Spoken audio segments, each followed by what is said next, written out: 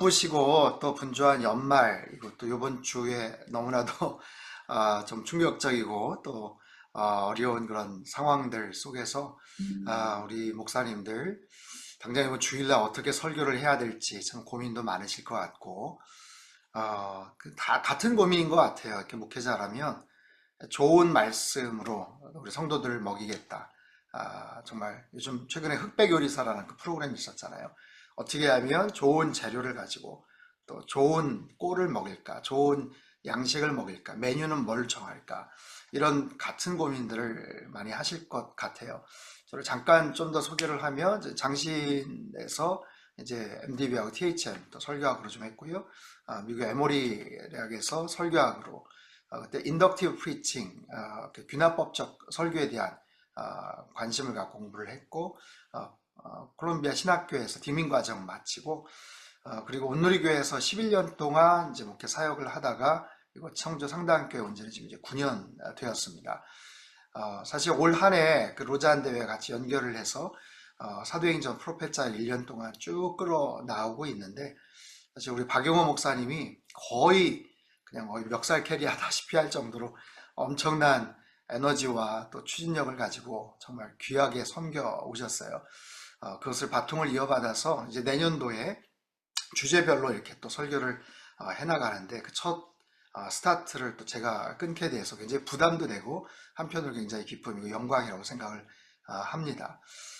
저는 이제 다들 비슷한 생각이실 텐데, 내년도 어떻게 주제를 잡고 또 어떤 설교를 해나갈까 이제 고민을 할 텐데, 이제 첫 주고 또 첫 1월 달이잖아요. 그래서 아마 비슷한 그런 관심과 또 성도들의 니드가 또 있을 것 같습니다. 새해 첫 번째 주일이고, 그래서 1월 달은 어떻게 주제를 잡을까 하다가 크리스천 내비게이션, 우리가 전혀 모르는 곳에 이제 가기 위해서는 이제 차에다가 운전을 할 때 이제 내비게이션을 찾아서 주소를 입력하지 않습니까?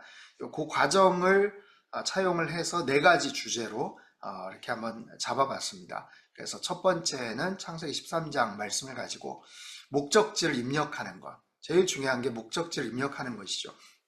사실 새해 첫 주일이기 때문에 여러 가지 소망과 또 기대가 있어요. 지금 이 강의는 어떤 특별한 포메이션이 없습니다. 그래서 저도 어떻게 해야 되나 좀 고민을 많이 했었는데, 그래서 이 본문 안에 어떤 주제와 또 어떤 구조를 가지고 좀 흐름을 잡고 또 거기에 필요한 어떤 예화나 또 이런 관심들이 좀 있겠구나 싶은 것들을 제가 임의대로 좀 준비를 좀 했고, 또 필요하시면 또 만약에 괜찮으시면 그렇게 해서 사용을 또 하셔도 될 것 같은데, 반칠환 시인의 시가 있더라고요. 새해 첫 기적이라는 시인데, 황새는 날아서, 말은 뛰어서, 거북이는 걸어서, 달팽이는 기어서, 군뱅이는 굴렀는데 한날 한시 새해 첫날에 도착했다. 바위는 앉은 채로 도착해 있었다. 저마다 각자의 어떤 상황은 다 다른데 결국에는 스타트 라인에 같이 섰다라는 거죠. 참 어떻게 보면 굉장히 공평한 것 같아요. 물론 결과나 내용은 천양지차로 달라지지만, 그럼에도 똑같이 하나님은 우리에게 1년 365일 24시간 똑같은 시간을 공평하게 우리에게 주셨고, 똑같은 스타트 라인에서 시작하게 하셨다. 이제 그 출발 선상에 있잖아요. 사실 어떤 소망을 품고 또 기대를 하고 시작을 하지만, 지금 자금의 여러 가지 그런 상황들, 시대가 뭔가 소망을 이야기하기에도 굉장히 민망한, 그리고 좀 답답하고 아쉬운. 그래서 그 트렌드 코리아 2025 책에도 보면 그 아보하라는 키워드를 잡았더라고요. 아보하 혹시 아십니까? 아주 보통의 하루라는 뜻입니다. 아주 보통의 하루. 소확행이라는 단어, 말이 한때 막 유행을 했죠. 소소하지만 확실한 행복. 근데 그것마저도 이제는 사치다. 이것마저도 쉽지 않다. 그냥 아주 보통의 하루, 아주 지극히 평범한 하루하루를 살아가면 된다. 참 어떻게 보면 웃픈 얘기인데, 소망을 말하기가 참 어려운 그런 시대이지만, 그래도 목회자 강단에서 새해를 시작하는 성도들에게는 소망을 또 선포하고 또 이야기를 해야 되니까 어떤 식으로 앞으로 살아가십시오 하는 것을 이제 우리가 전달하고 또 설교를 해야 되는 그런 상황입니다. 그래서 내비게이션이라는 이미지로 이제 주제를 잡았고요. 내비게이션의 뭐 사용법, 이 내비게이션이 정품이냐 아니면 신뢰할 수 있느냐 뭐 이런 것은 뭐 차치하더라도 뭐 우리의 내비게이션은 하나님 말씀이죠. 시편 119편 105절 말씀처럼 주의 말씀은 내 발의 등이요 내 길이 빛이다. 그러니까 이 말씀을 따라서 어떻게 순종하겠는가, 거기에 담겨있는 기능과 원리는 뭔가 하는 이야기들을 하면서 출발을 하시면 될 것 같고요.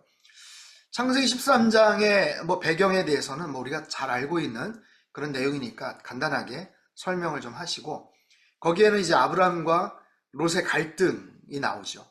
선택을 해야 되는 그 순간입니다. 거처를 옮겨야 되는 그런 이야기죠. 성경 안에서도 이 거처를 옮기는 여러 가지 이야기들이 있어요. 뭐 룻기에서 나오미의 가족이 모압 땅을 향해서 거처를 옮긴다든지, 사르밧 과부를 찾아가는 뭐 엘리야 이야기라든지, 뭔가를 선택을 하고 거처를 옮겨야 되는 어떤 상황, 선택을 해야 되는 그런 순간, 그 선택권이 나에게 주어진 거죠. 한 해를 시작하면서 내가 뭔가를 선택을 해야 되나, 그리고 그 검색창에, 그리고 내비게이션 주소 입력란에 어떻게 내가 써야 되나, 거기에 이제 첫 번째 뭐 대지로 잡으셔도 되고 굉장히 중요한 하나의 어떤 틀이라고 말하면 우선순위를 어떻게 잡느냐라는 거예요. 아브람과 롯이 이제 서로 간에 살아갈 어떤 거처를 잡아가는데, 우선순위, 아브라함이 먼저 제안을 하죠. 롯에게 네가 먼저 선택해라. 네가 좌하면 내가 우할 거다. 아브라함이 먼저 선택권을 양보한다는 것을 통해서도 아브라함의 우선순위가 어디에 있는지를 알 수가 있죠. 당연히 아브라함이 먼저 선택을 할 수도 있었고, 모든 주도권은 아브라함이 쥐고 있음에도 불구하고 이 상황에서 숨겨져 있는, 보이지 않는 아브라함의 우선순위는 사실은 실리보다는 관계예요. 그 관계, 자식처럼 생각했던, 롯은 아버지처럼 생각했던 그 관계, 그 사랑, 그 애정을 가장 우선순위로 생각을 했기 때문에 배려를 했고 또 선택권을 양보를 한 거죠. 하지만 거기에 반해서 롯은 어떤 우선순위가 있었는가? 뭐 그렇게 얘기를 하면, 아유 삼촌 먼저 선택하셔야죠. 먼저 결정을 하십시오. 그리고 나서 저는 아무데나 가도 됩니다. 뭐 이래야 되는데, 롯은 뭐 인사치레라도 그런 말도 없죠. 전혀 배려가 없어요. 철저하게 이익과 자기 중심, 욕심을 가지고 이 모든 것을 먼저 선택을 했다라는 것을 알 수가 있습니다. 그래서 목적지를 선택을 할 때 나의 우선순위는 뭔가, 이 프라이어티는 어디에 있는가, 가장 중요한 우선순위는 뭔가, 사람들이 생각하는 올 한 해를 살아갈 때의 우선순위, 그걸 가지고 내가 목적지를 입력을 해야 되고, 어떤 올 한 해 소망들, 뭐 버킷리스트 아니면 소망들, 기도 제목들, 돈인가 성공인가 아니면 뭐 더 좋은 모습의 어떤 내 삶의 확장인가 아니면 하나님과의 관계성인가, 우리 가정의 화목인가, 이런 부분들을 먼저 생각할 수 있게끔 도전을 하고, 가장 중요하고 좋은 우선순위를 여러분들이 설정을 하십시오 라는 것을 먼저 제시를 하고 설교를 풀어나가면 좋을 것 같아요.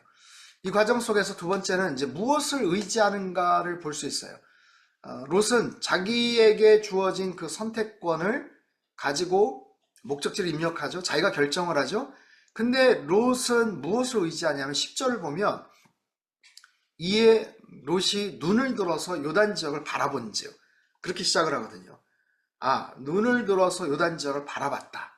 보다, 눈을 의지하는 거, 라라는 이 단어, 이제 부정적인 의미에서도 사용이 되죠. 성경 안에서는 이 본다라는 이미지가 그냥 쓰여지지 않습니다. 굉장히 의미심장한 모습으로 기록이 되고 쓰여져 있죠. 이삭이 나이가 많아서 눈이 어두웠다. 27장 1절에도 굳이 말씀을 하시는 이유도 이삭의 어떤 영적인 그런 컨디션을 설명을 하고 있죠. 뭐 사무엘하 11장에도 보면 다윗이 목욕하는 여인 바세바를 바라봤자 아름다워 보였다. 아름다워 보였다. 이 눈을 의지하는 것, 무엇을 바라보는가, 무엇을 바라보는가. 근데 그 바라보는 시선이, 그 해석이 어떤 관점인가 라는 건데, 오래전에 나온 책이지만 그 좋아 보이는 것들의 비밀이라는 책이 있습니다. 이랑주라는 아주 특이해요. 비주얼 머천다이징 뭐 박사라고 하는데 최초의 우리나라. 그러니까 이거 뭐냐면 어떤 비즈니스나 어떤 물건을 디스플레이하고 뭐 하는 여러 가지 상황 속에서 사람들을 어떻게 하면 좋게 보이게 만들까, 물건을 어떻게 그렇게 판매할까, 그렇게 또 소비를 시킬 수 있을까라는 것을 정리를 한 책인데 흥미롭습니다. 색깔에 대한 얘기를 하는데요. 색깔에도 비율이 있대요. 70대 25대 5예요. 70%, 25%, 5%.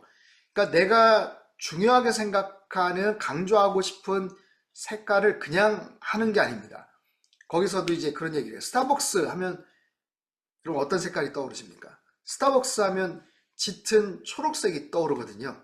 근데 그 짙은 초록색이 다 있는 게 아니에요. 결국에 전체적인 그 상품이나 자기네들이 뭔가를 판매를 할 때도 보면 전체 한 5% 정도밖에 안 된다는 거예요.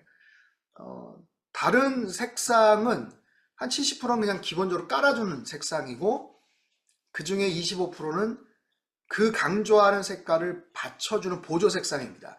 그리고 나서 강조하는 가장 강렬한, 그리고 강조하고 싶은 색상은 한 5% 정도밖에 딱 배열을 한다라는 거예요.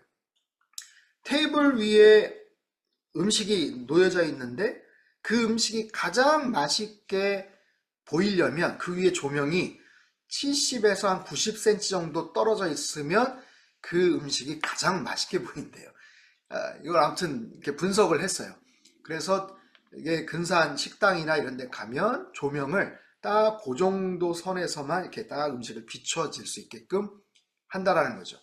또 한 가지는, 여러분 사람의 시선은요 대부분 왼쪽에서 오른쪽으로 간다고 합니다. 맞는지 모르겠어요. 왼쪽에서 오른쪽으로 되게 가기 때문에 가판대 물건을 진열을 할 때 비싼 제품을 오른쪽에다 둘까요? 왼쪽에다 둘까요? 오른쪽에다 둔다는 거예요. 왜냐면 시선이 그쪽에 더 오래 머물기 때문에.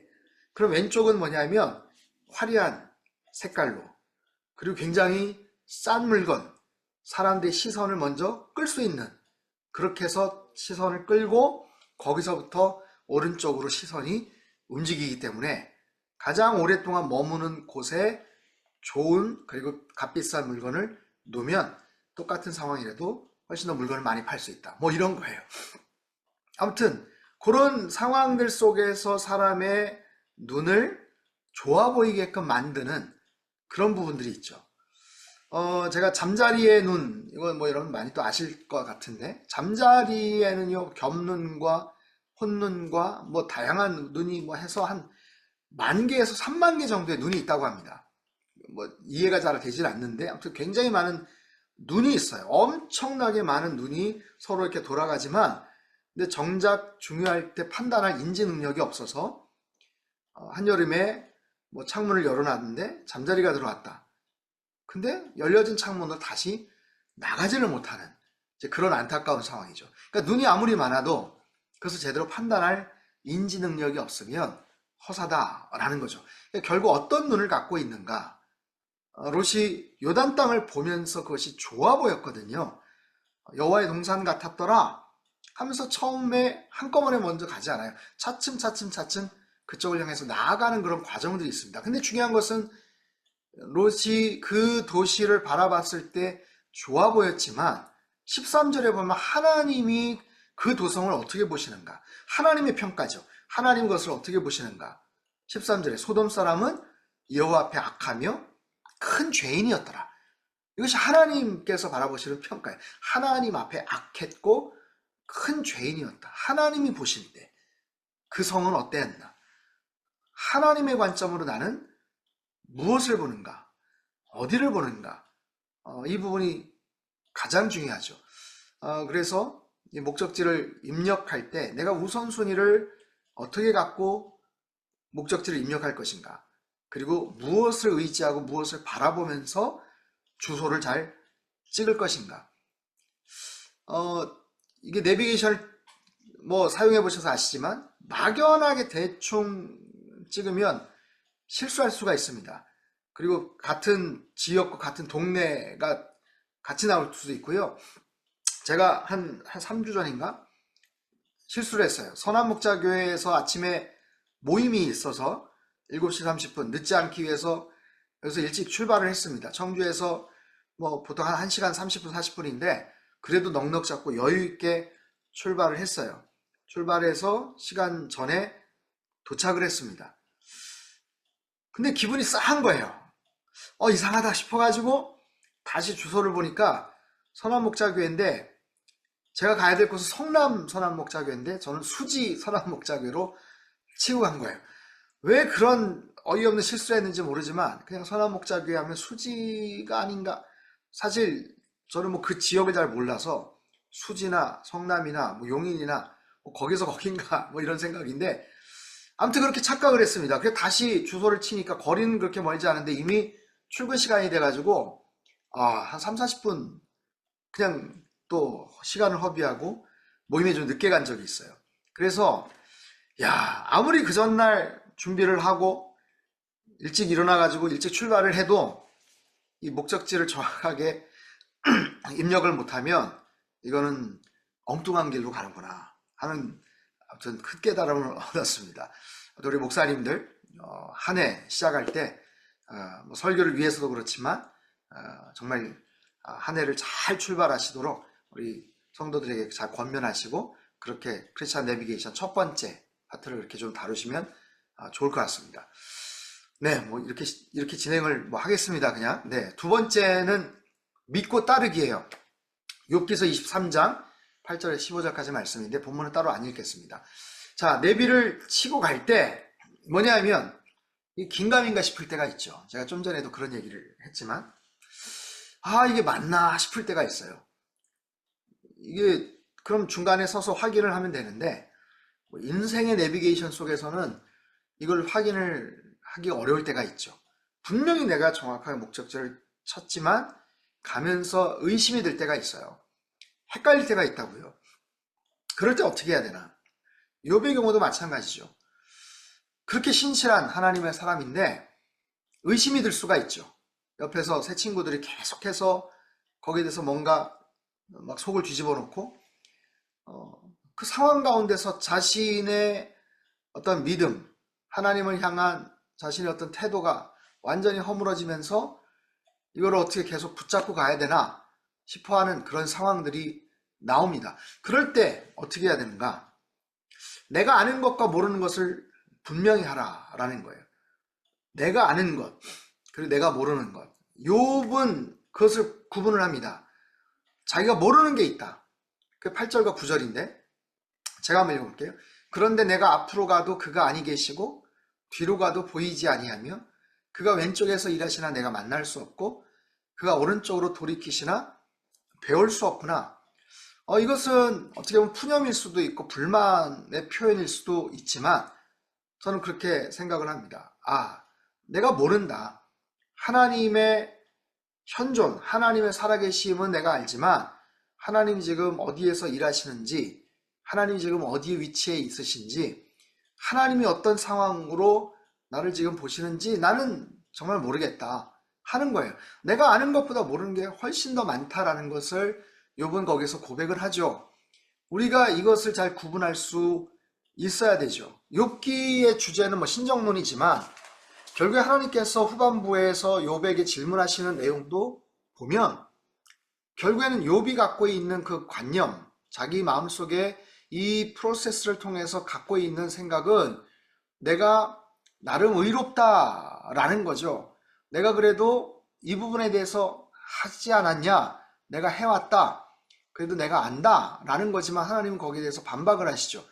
네가 이걸 아느냐? 네가 이거를 할 수 있느냐? 네가 정말 의로운 존재냐? 라는 질문들을 하나님께서는 결국엔 하시잖아요. 그러니까 그런 거예요. 내가 모른다는 사실을 알아야죠. 내가 할 수 없다라는 것을, 내가 의로운 존재가 아니라는 것을 알아야 되고, 그런 무력함과 무지함에 대해서도 고백을 할 수 있어야죠. 제가 그 사피엔스라는 책을 좀 인용을 할 텐데, 그 유발 하라리 얼마나 유명한 사람이고 대표적인 무신론자입니까? 인간의 존재, 인간이 사피엔스로 정말 이렇게 진화를 하면서 발달을 하면서 온 세상의 모든 것들을 다 장악하고 불가능이 없어 보이는 존재처럼 그렇게 묘사를 하고 그렇게 표현을 하는데, 그래도 이 사람이 맨 마지막에 이런 결론을 내려요. 이 사피엔스 맨 마지막에 우리의 기술은 카누에서 갤리선과 증기선을 거쳐 우주왕복선으로 발전했지만 우리가 어디로 가고 있는지를 아무도 모른다. 과거 어느 때보다도 강력한 힘을 떨치고 있지만 이 힘으로 무엇을 할 것인가에 관해서는 생각이 거의 없다. 스스로 무엇을 원하는지도 모르는 채 불만스러워하며 무책임한 신들, 이보다 더 위험한 존재가 또 있을까? 굉장히 의미가 있는 아주 중요한 결론을 내렸다고 저는 생각을 합니다. 솔직한 결론이겠죠. 이렇게 많은 능력은 있고 이렇게 기술이 발달을 하고 엄청난 힘과 이제는 무한할 것 같은 그런 여러 가지 힘을 지니고 있는데 정작 무엇을 할 것인지에 대해서는 잘 모르는, 그러면서도 불만을 갖고 있는, 이보다 더 위험한 존재가 또 있을까? 사피엔스가, 유발 하라리가 어떤 마음으로 이 마지막 결론을 이렇게 썼는지 참 궁금하지만 우리가 꼭 알아야 될 얘기죠. 능력은 생겼지만 어디로 가고 무엇을 해야 될지를 모르고 이 과학 만능 시대를 추구하지만 정작 사는 거는 더 불안하고, 이 편리, 현대 이기, 더 편안하고 편리하고 더 시간을 단축하고 더 소통을 잘하고 모든 것이 플랫하고 모든 것을 다 오픈하고 알 수 있는 시대지만 더 힘들어졌고 더 시끄러워졌고 더 온갖 세상은 불안한 그런 시대를 살아가고 있죠. 이런 부분에 대해서 우리가 모르는 것이 무언가, 욥이 모르는 것이 무엇인가. 근데 그에 반해서 욥이 아는 것을 이야기합니다. 그 10절이에요. 그러나 내가 가는 길을 그가 아시나니 그가 나를 단련하신 후에는 내가 순금같이 되어 나오리라. 이것이 욥이 확신하는 것, 욥이 알고 있다고 생각하는 것. 욥은 내가 모르는 것을 붙잡지 않습니다. 그냥 모르는 것은 내버려 둡니다. 대신 자기가 알고 있는 것, 그리고 하나님이 아시는 것을 그는 붙잡는 거죠. 여기 그러나, 이 키라는 접속사에 그러나 또는 오직이라는 의미를 갖고 있는데, 오직 그분만이 아신다. 무엇을요? 내가 가는 길을. 오직 그분만이 나의 길을 알고 계신다. 나는 그거는 알겠다. 나는 그걸 확신하겠다.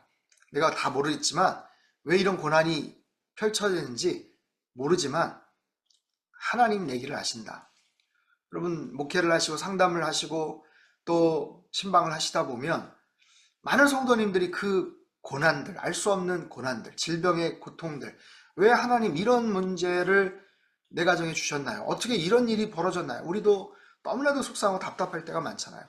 답을 알면 목회자로서 가르쳐 드리고 싶고, 그렇지만 그 답을 우리는 알 수가 없어요.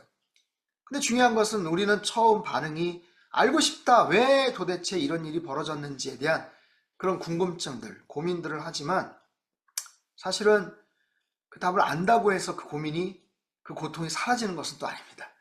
안다고 해서 사라지는 건 아니에요.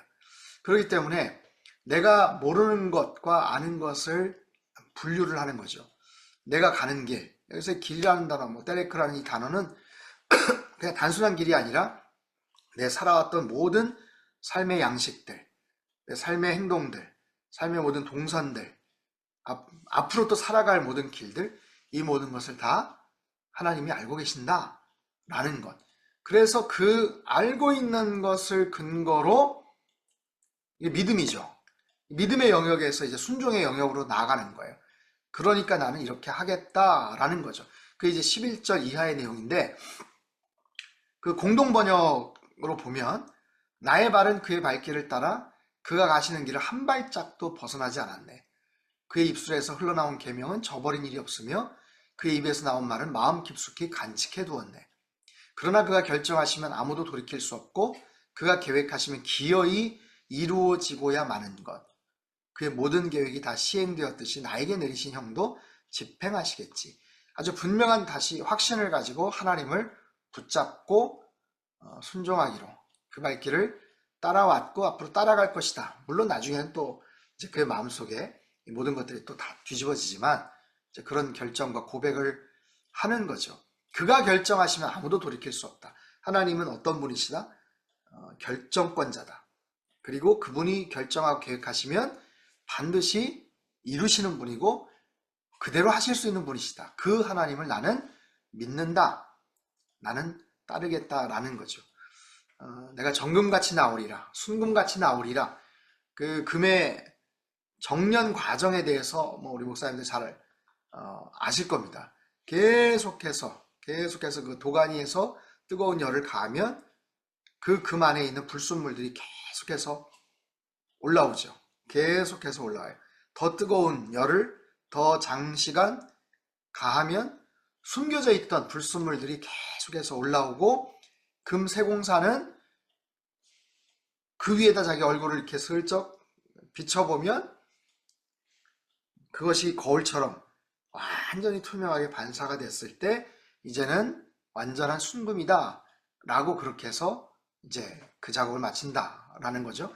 그러니까 그 과정이 고통스러운 거고 지루한 거고 견뎌야 되고, 그래서 이 신앙은 결국에는 인내, 견디는 거 아니겠어요? 견디는 것, 믿고 따르는 것. 모르는 길을 가지만, 이해가 안 되지만 끝까지 믿고 따라가는 그런 자세가 필요하겠죠. 그래서 이 포인트에서 내가 믿는 하나님이 어떤 분이신지를 다시 한번 우리가 좀 문제제기 아니면 도전을 해도 되지 않을까. 여러분이 믿는 하나님은 어떤 하나님이십니까? 우리가 신앙생활을 하지만 우리 신앙생활은 그냥 교회 생활이냐 아니면 믿음 생활이냐. 교회 생활만 열심히 하시는 분들이 계세요. 교회 안에 모든 일들은 누구보다 열심히 직분도 다 꿰차시고 모든 것들을 다 하시지만 정작 하나님과는 친밀하지 않는, 성령님의 뜻과는 무관한 교회 생활은 너무나도 익숙한데 그것이 그냥 종교인으로 돼버릴 수도 있는 거죠. 그것이 아니라 나의 믿음 생활, 나의 신앙생활은 교회 생활이 아니라 믿음 생활이라는 것을 다시 한번 주지시키고, 그 믿음이라는 것은 하나님에 대한 믿음이죠.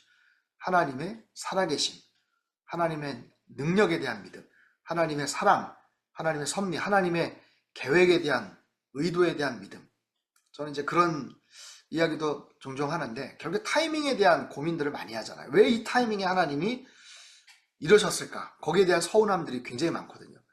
그것조차도 내가 생각하는 결정적인 타이밍이 아니라 하나님의 타이밍을 신뢰할 것을 이제 권면을 합니다.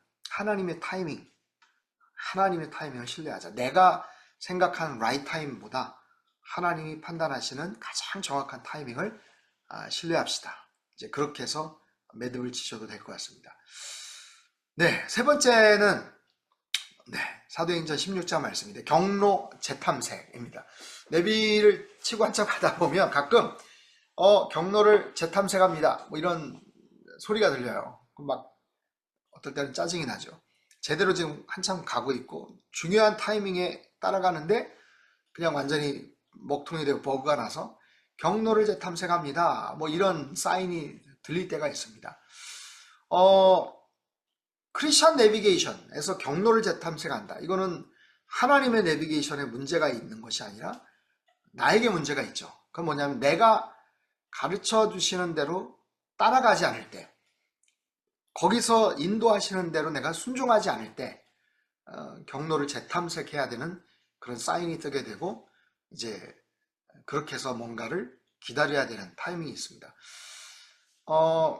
이스라엘 백성들이 광야에서 온전히 믿고 따르는 것, 이게 쉬운 일이 아니죠. 자신들이 직접 경로를 찾고 싶어 했고 결국에는 불순종의 대가로 40년간 광야 생활을 하죠.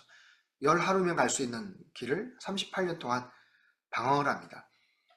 하지만 그 모든 과정에 대해서는 불기둥과 구름기둥을 따라서 그들이 순종하면서 갔다라는 말씀이 민수기서 9장 18절에서 23절에 아주 명확하게 나와 있어요. 뭐 이 부분은 따로 읽지는 않겠습니다. 그들이 어떻게 따라갔는가, 구름 기둥을 어떻게 따라갔는가, 그들이 어떻게 행진했는가, 그것이 멈추면 어떻게 진을 쳤는가. 이 과정이 사실은 크리스천 내비게이션의 가장 핵심이기도 합니다. 우리의 인생의 journey, 인생의 여정 가운데도 가장 중요한 주의 말씀 따라서 따라가고 순종하고 멈추라면 멈추는 바로 그런 거죠. 자, 경로를 재탐색을 해야 될 때 여러 가지 사인들을 하나님께서 허락해 주시는데 막히는 경우가 있죠. 길을 막으셔요. 하나님 길을 막으시는 대표적인 본문이 이제 사도행전 16장이죠. 2차 전도여행 때 바울의 전도팀 1차 여행 이후에 바나바 이제 크게 싸우고 15장 후반부에 갈라서지 않습니까? 그래서 바울이 신라와 함께 이제 1차 전도여행의 그 경로를 육로로 다시 가죠.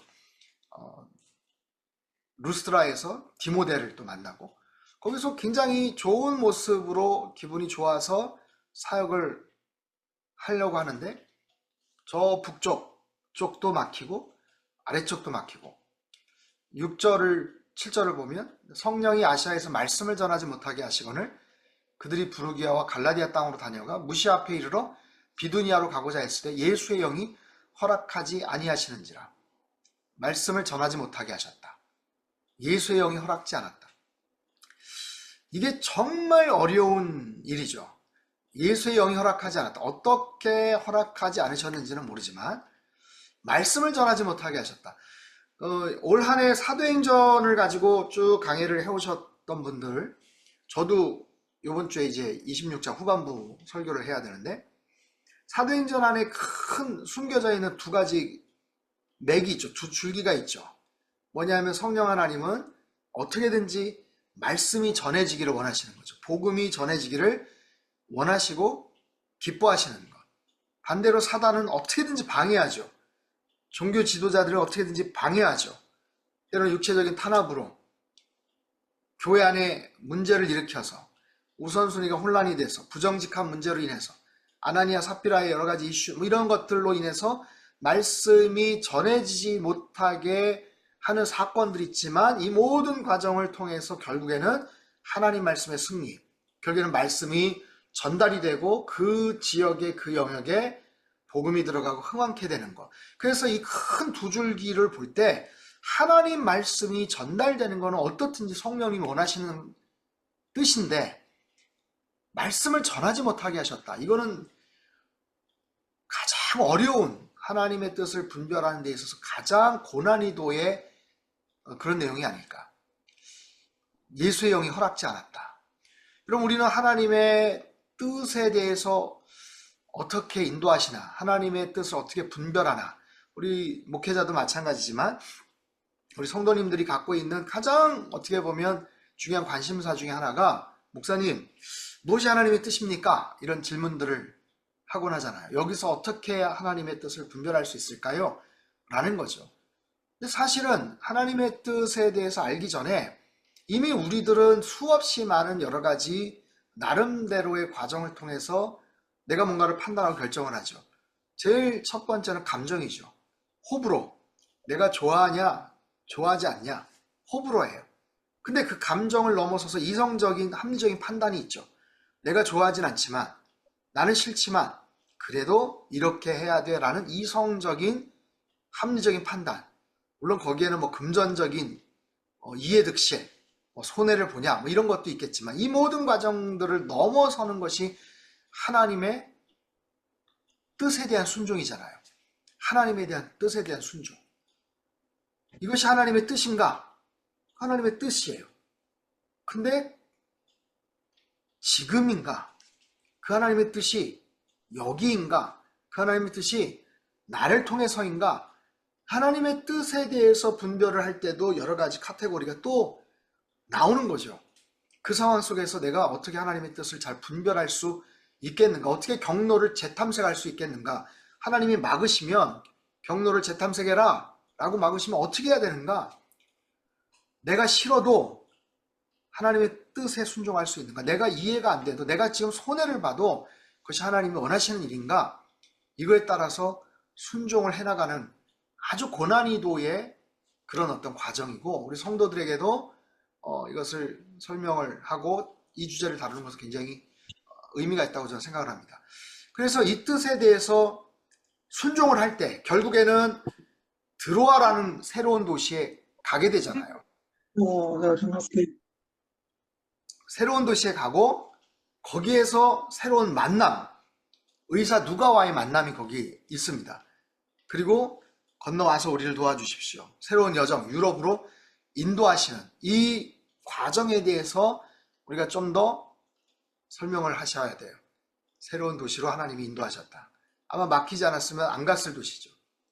새로운 만남, 수많은 만남들이 사도행전에 보면 나오지만 특별히 여기에서 의사 누가와의 만남은 결정적인 만남 아니겠습니까?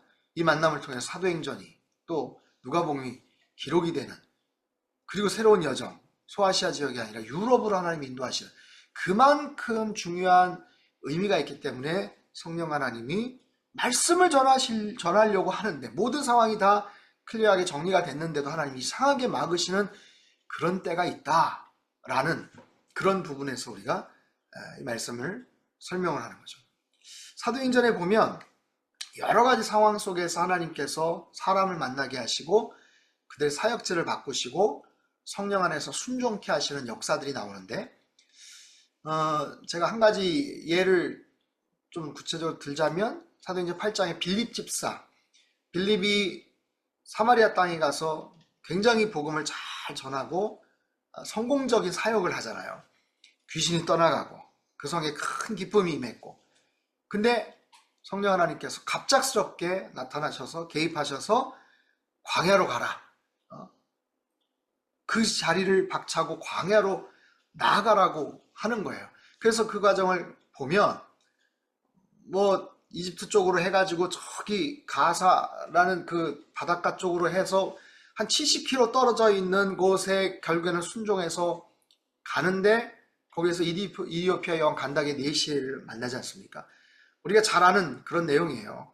그래서 그에게 복음을 전하고 세례를 주고 다시 뭐 하나님께서 옮기셔서 아수도로 나타났다 뭐 이런 얘기를 하는데, 그때 이디오피아 여왕 간다게 네시가 읽었던 본문이 이사야 53장이에요. 여기에서의 이 주인공이 도대체 누구냐? 누가 도대체 이 사람을 이렇게 힘들게 하는 거냐? 선지자 본인이냐? 아니면 다른 누군가를 지칭하는 거냐? 거기에 대해서 빌립이 설명을 하고 그 말씀을 이해를 시키고 깨닫게 되고 세례를 주고 거기서 사라지고, 거기 보면 네시는 기쁜 마음으로 다시 자기 본국에 돌아가는 거죠. 저는 이게 설교자의 상상력인데 그런 상상을 했어요. 거기서 기쁜 마음으로 거기서 그냥 책을 덮었겠는가? 두루마리를 거기서 끝쳤겠는가?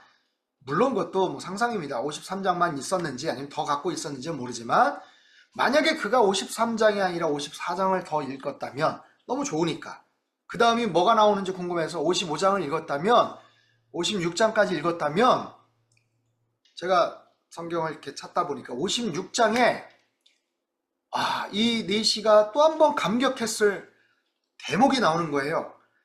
이게 이사야 56장인데 3절에서 5절까지 보면, 저 준비를 못했어요. 우리말 성경에 제가 읽겠습니다.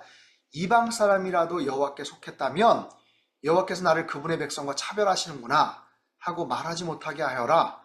고자라도 나는 마른 나무에 불과하구나 하고 말하지 못하게 하여라. 여호와께서 말씀하신다. 고자라도 내 안식일을 지키고 내가 기뻐하는 일을 골라서 하며 내 언약을 단단히 붙들기만 하면 내 성전과 내 성벽 안에 기념비를 세워주고 아들과 딸에게 물려주는 이름보다 더 좋은 이름을 주겠다. 내가 그들에게 영원히 끊어지지 않는 이름을 주겠다. 이게 상상이에요, 순전히. 근데 만약에 이 이디오피아 네시, 고자잖아요. 이방인이잖아요. 그 먼 거리에 예루살렘까지 갔지만 결국에는 먼 발치에서밖에 볼 수가 없었던 거죠. 그 경건한 마음으로 성전 안에 들어가고 싶지만 들어갈 수 없었던 그가 이방인이고 고자고 신체적인 핸디캡을 갖고 있고, 근데 이사야 56장에 하나님이 차별하지 못하게 하신다. 고자라도 내 안식일을 지킨다면 성전과 성벽 안에 기념비를 세워주겠다. 너의 이름, 더 좋은 이름을 내가 끊어지지 않는 이름을 주겠다. 와, 얼마나 감격을 했을까요? 이런 마음을 가지고 그가 이디오피아에 가서 복음을 전하고 그 지역을 변화시키지 않았을까. 실제로 이디오피아의 크리스찬 비율이 굉장히 높고 AD 4세기에도 보면 굉장히 많은 크리스찬 비율이 있었다라는 것을 이렇게 이디오피아의 왕, 이 사건으로 인해서 이 사람에 의해서 복음이 그 땅에 들어가지 않았을까 이런 얘기도 하고, 아무튼 제가 지난 6월달에 이디오피아에서 한 20년 가까이 사역하셨던 선교사님을 만났는데 실제로 그런 얘기를 거기서 한다는 얘기를 들었어요. 어쨌든 하나님께서 자신의 삶의 방향을 틀어주실 때 여기서 사역을 잘하고 있는데, 지금 부흥하고 있는데, 사마리아에서 부흥하고 있는데 하나님께서 갑자기 경로를 바꾸셔서 다른 곳으로 인도하신다. 이렇게 우리가 설명을 좀 할 수도 있을 것 같습니다. 그런 상황에서의 결정, 선택, 제가 요거는 목사님들이 혹시 또 이렇게 인용을 하셔도 될 것 같아요. 고수의 생각법이라는 그 조은현 바둑 기사, 조은현 씨가 쓴 책에 이런 이야기가 나옵니다. 그분의 쓴 책에 안에 나오는 얘기예요. 일본의 그 프로 바둑 기사 다케미야 마사키 구단이 있는데, 좀 굉장히 유명한 일본의 이제 국수라고 말하는 그런 분인데, 이분이 한 번은 아주 시대의 라이벌과 대결을 벌입니다. 같이 그냥 한 수 전진 후퇴 하면서 서로 간에 계속해서 같이 승부를 벌이는 어느 타이밍에서 깊은 장고에 들어가요. 생각을 합니다. 어디에다 술을 놓을까? 근데 지금은 전체 8시간 가운데 이게 배정이 다 돼 있는데, 그 당시에는 아예 시간을 통으로 줬대요. 그래서 자기가 운영을 하면 되는 거예요. 자기가 마음대로 운영을 합니다. 그냥 어느 정도 되면 카운트다운이 들어가는 게 아니라. 근데 그 수를 놓기 위해서 오랫동안 생각을 합니다. 고심을 합니다. 한 수를 놓기 위해서, 원래 신의 한 수가 이 바둑 용어인데, 한 수를 놓기 위해서 무려 5시간 7분을 씁니다. 이 사람이 5시간 7분 동안 고심을 하고 어디에다가 수를 놨는데 이게 결정적인 신의 한 수가 됐어요. 그래서 완전히 판을 뒤집고 짜릿한 승리를 거두는 승패 분수령이 되었다라는 그런 유명한 일화가 있습니다. 우리 인생에도 하나님께서 우리의 삶을 인도하실 때, 하나님 뭔가 강력한 사인을 주실 때 그것을 받아들이고 결정할 수 있는 그런 과정들, 그런 신의 한 수, 그런 선택들을 잘 해야 되지 않을까. 재탐색을 해야 될 때, 제가 한 가지 더 예화를 좀 인용을 하면, 제가 캐나다 밴쿠버에서, 우리 박영호 목사님 이제 밴쿠버에서 막 오셨는데, 밴쿠버에서 목회를 할 때, 그 당시에 이렇게 변변한 내비게이션도 잘 없었어요. 길도 잘 모를 때, 깜깜하거든요. 지금 이맘때 9월, 10월, 11월 깜깜합니다. 저녁 시간에 집을 찾아가야 되는데, 분명히 여기에서 턴 라이트를 하면 될 것 같았는데 제가 착각을 한 거예요. 먼저 갔거나 아니면 나중에 우회전을 하니까 길이 안 나와요. 그러면 이제 그때부터 막 뒤죽박죽이 됩니다. 잘못 찾으면 막 완전히 헤매거든요. 그러면 어떻게 하냐면 1번 하이웨이를 찾아요. 1번 하이웨이. 1번 하이웨이. 이 캐나다 곳곳에는 2100개 이상의 1번 하이웨이 사인이 있습니다. 그러면 그 1번 하이웨이를 찾아서 가면 캐나다 밴쿠버에서 나라를 관통해서 동부 토론토까지 하이웨이가 우리나라 경부선처럼 그렇게 이어집니다. 그러면 길을 잘 못 찾을 때는 무조건 1번 하이웨이를 찾아가는 거예요. 그럼 1번 하이웨이를 찾으면 내가 여기서 잘못 헤맸구나. 그거 타고 가면 이제 저희 집 갈 수 있는 엑시트가 이제 나오니까 그렇게 찾아갑니다. 요 본문 안에서 이런 예화도 좋을 것 같아요. 즉 헤맬 때, 헷갈릴 때, 미심쩍을 때, 어떻게 해야 될지 잘 모를 때 결국에는 예수님을 선택하는 것, 그분의 뜻을 잘 보고 결국에는 선택하고 하나님 주님께서 기뻐하시는 그런 모습으로 결국에는 순종하러 나가는 것, 그렇게 해서 결론을 맺으시면 어떨까 싶습니다. 네, 시간이 금방 가네요. 마지막 네 번째입니다. 도착지 완료. 첫 번째가 목적지를 입력하는 거죠. 그러다 보면 믿고 따르는 것. 이 과정 속에서 잠깐의 혼동이 있고, 세 번째는 중간에 갑자기 경로를 재탐색해야 되는 이런 과정이 있어요. 그런 속에서 맨 마지막에 어떻게 도착지까지 완료하고 나갈 것인가. 길에 대한 수많은 비유와 이미지들이 있는데요. 그 G.O.D라는 팀이 오래전에 불렀던 길이라는 노래 가사가 좀 좋습니다. 내가 가는 이 길이 어디로 가는지, 어디로 날 데려가는지, 그곳은 어딘지 알 수 없지만, 알 수 없지만, 알 수 없지만 오늘도 난 걸어가고 있네. 사람들은 길이 다 정해져 있는지 아니면 자기가 자신의 길을 만들어 가는지 알 수 없지만, 알 수 없지만 이렇게 또 걸어가고 있네. 그 후반부의 내용도 굉장히 좀 이렇게 마음에 와닿는 그런 가사들이 있어요. 많은 사람들이 어쨌든 길에 대한 고민들을 많이 하는데, 자, 마지막 부분 어떻게 이제 마지막 도착지까지 완료할 것인가. 이제 디모데후서 내용입니다. 사도 바울의 뭐 13개 서신서 중에 마지막 서신이고 유언과 같은 그런 디모데를 향한 메시지죠. 여기에서 굉장히 중요한 메시지는 시간에 대한 메시지, 때에 대한 내용을 이야기합니다. 너는 말씀을 전파하라. 때를 얻든지 못 얻든지 항상 힘쓰라. 때에 대한 거. 범사에. 이거는 끝까지라는 얘기고, 때가 이르리니 때가 이를 것이다. 때가 올 것이다. 6절에 보면 떠날 시각이 가까웠다. 전제와 같이 내가 벌써 보지고 나의 떠날 시각이 가까웠다. 여러 가지 교훈들을 이야기하지만 특별히 마지막 4장에서는 시간에 대해서, 그 때에 대해서 라고 이야기를 합니다. 그 마지막 자신의 삶의 카이로스적인 그런 시간들을 이야기하죠. 떠날 시각이 가까웠다. 근데 이거는 떠날 시각이라는 것은 단순히 죽음을 의미하지 않아요. 당연히 죽음을 얘기하는 거지만 여기서의 떠나다라는 아날리오라는 이 단어는 느슨하게 만들다라는 뜻이에요. 뭔가를 풀어놓다라는 뜻입니다. 뭐냐면 떠날 시각, 이것은 죽음, 종결의 의미가 아니라 선원이 배를 바다로 출항시키기 위해서 묶어놨던 밧줄을 푸는 거예요. 새로운 행선지로 가기 위해서 푸는 거예요. 자신이 기거하던 텐트를 접는 거예요. 그래서 이것은 죽음이 아니라, 끝이 아니라 새로운 항해를 시작하는 것, 여행자가 새로운 출발을 하는 것으로 그렇게 해석을 하시면 좋습니다. 지금 그런 감옥에 있죠.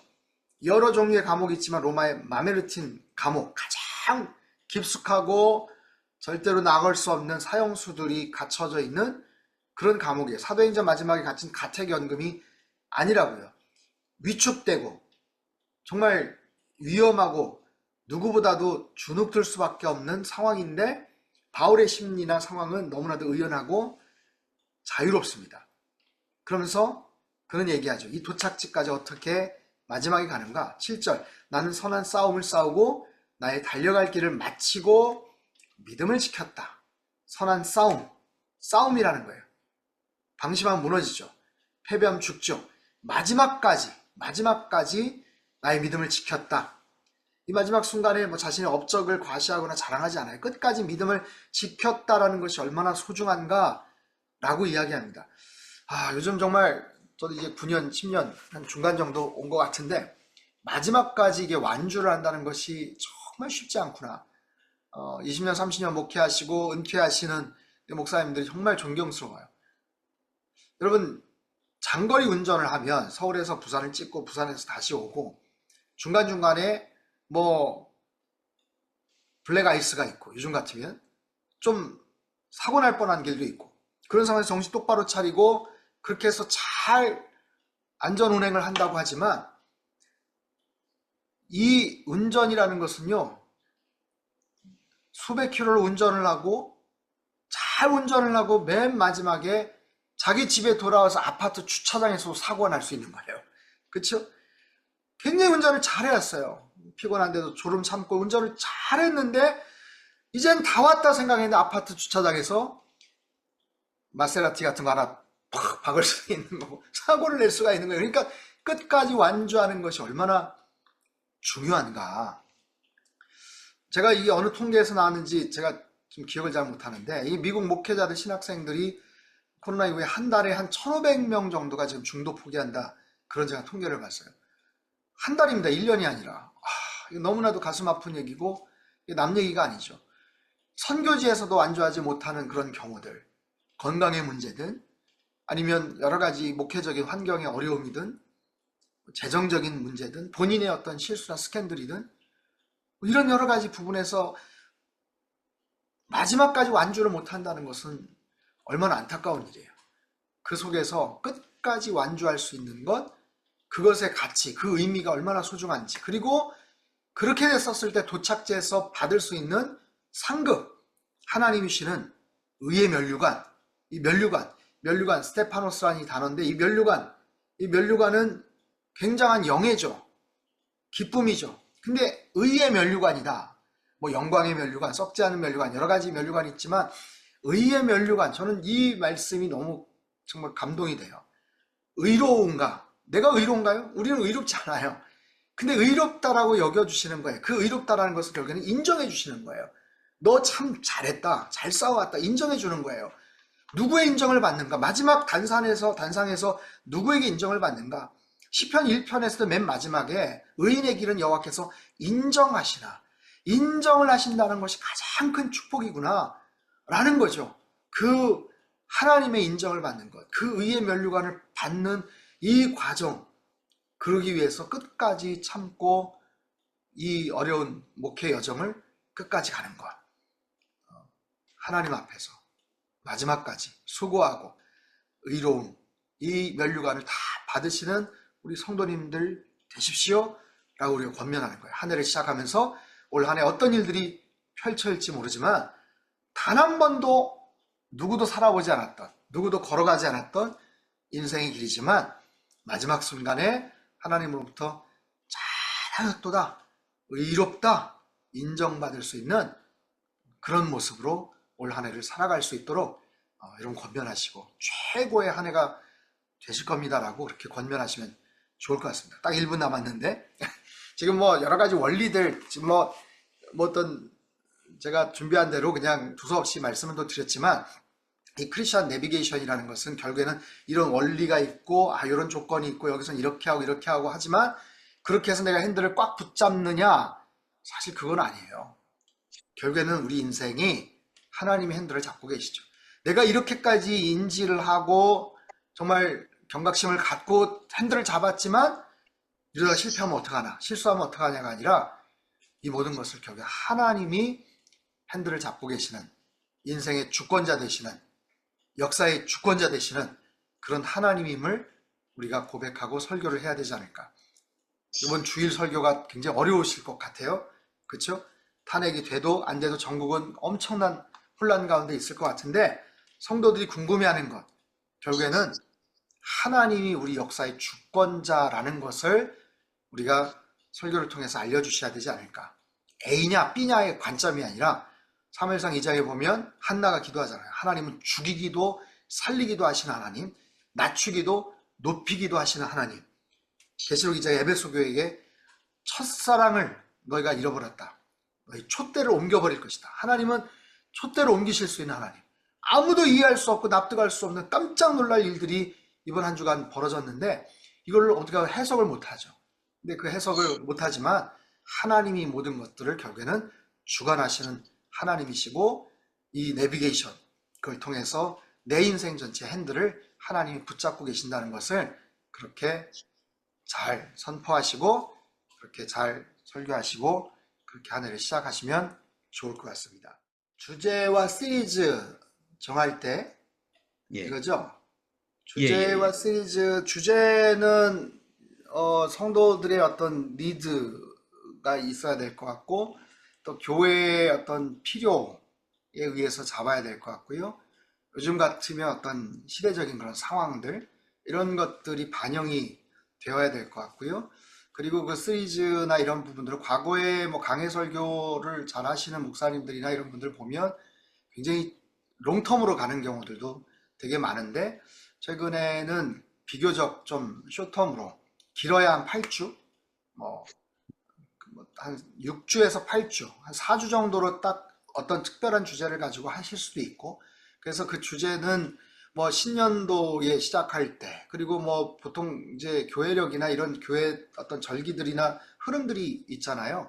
그래서 사순절, 부활절까지 이렇게 돼 있고, 뭐 가정의 달서부터 6월, 7, 8월 정도는 이렇게 또 돼 있고, 또 뭐 가을에 되면 또 나름 이제 뭐 여러 가지 뭐 열매에 대해서 결실에 대한 그런 부분들, 추수감사, 이제 그런 부분들을 고려를 해서 주제를 잡으면 뭐 크게 어렵지 않을 것 같습니다. 이렇게 포스트가 있으니까 몇 개 포스트에 따라서 그런 부분들을 좀 잡으시고, 거기에 대한 어떤 제목이나 이런 부분들은 가급적 성도들의 눈높이에 맞게끔, 이 제목을 정하는 것은 뭐 설교학에서도 꼭 뭐 본문 안에서 그 본문의 내용을 뭐 따라라는 것은 아니지만, 필요하면 그렇게 따야 될 필요가 있고, 그렇지 않을 때는 성도들의 어떤 눈높이와 어떤 성도들이 갖고자 하는 어떤 그런 관심이나 뭐 질문에 대한 답을 하나의 쿼테이션으로 이렇게, 그러니까 나중에 설교가 좀 이렇게 희미해져도 제목만 가지고도 딱